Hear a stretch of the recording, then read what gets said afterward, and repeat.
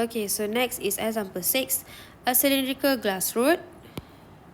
Okay, cylindrical glass rod in air has refractive index 1.52. One end is ground a hemispherical surface with radius R 3 cm and shown in figure. So figure tu yang ada bentuk macam ni kan, hemisphere like this. Okay, so saya ada garisan tengah lah yang ni. Okay, so this is object because dia cakap dekat sini soalan dia kata position of the image for a small object. Okay, object on the axis of the road is 10 cm to the left of the pole. This is we call pole. Okay, so dia kata objek duduk dekat left, jadi objek duduk di sini.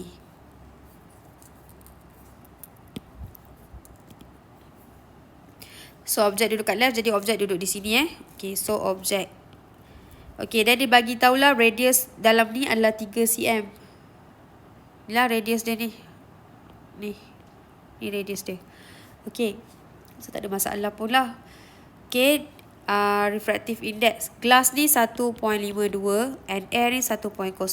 Okay, analogi dia adalah macam pergerakan you dalam ray towards glass block. Sekarang ni dia adalah, kita kata dia adalah refracting surface. Maksudnya bergantung kepada kes sama ada dia suruh you buat untuk first surface atau second surface. Okay, contoh kalau objek dekat sini, maksudnya untuk dapatkan hasil final image, dia perlu melalui dua surface. Surface 1 and surface 2. Kalau dia just cakap untuk first refracting surface, maka you hanya lalui satu surface saja. Kalau nak final image, so dia akan hasilkan daripada dua surface. Bergantung kat mana objek tu duduk. Okay, so analogi saya dekat sini adalah ini akan jadi N1, ini akan jadi N2 untuk first surface. Kalau second surface, yang ni akan jadi N1, ini akan jadi N2. Analogi dia macam tu. So N ni you bergantung. Kalau objek dekat luar dulu, so dia akan jadi air to glass and then glass to air. Tu memang turutan dia. First refracting, air to glass, glass to air. Untuk second, glass to air. Okay, so nanti you akan tengok lepas ni. Dia punya turutan untuk refracting surface memang macam ni. Okay, untuk objek ni bergantung lah. Kalau objek ni kata duduk daripada glass dulu baru air, dia akan jadi glass air lah. Tapi kalau objek duduk di luar, dia akan jadi air glass, glass air. Untuk second surface, dia akan jadi glass air pula. Okay, so kita try dulu buat. Okay, position of the image. So kita akan guna formula pelik lah sebab dia punya ni adalah tentang refractive surface. So N1 over U plus N2 over V is equal to N2 minus N1 over R. Okay, N1 adalah air 1.0, U adalah duduk 10 cm to the left of the pole. Maksudnya jarak U adalah mesti daripada pole kepada sini bukan daripada center of hemisphere. Mesti daripada pole kepada objek. So 10 cm. Tambah dengan N2 1.52. Okay, V nak cari. So 1.52 tolak dengan 1. So R dia adalah 3. So R ni nak tahu positif atau negatif. Objek facing buncit. Kalau objek ni nampak buncit, bentuk buncit dia adalah positif. Okay, so ataupun side sini kena positif lah kan. 1.52 tolak 1, you akan dapat 0.52. So RU kena 3 lah. Tak perlulah negatif 3, kena positif lah. Sebab side sini, kita kata ni kena positif. So you akan dapat jawapan V adalah sama dengan 20.7 cm. 20.7 cm bermaksud positif, dia adalah real. Real. So real ni duduk di mana? Okay, real mesti duduk opposite side object. Jadi dia duduk di sini lah. Sebanyak 20.7. Contoh kat sini lah image form.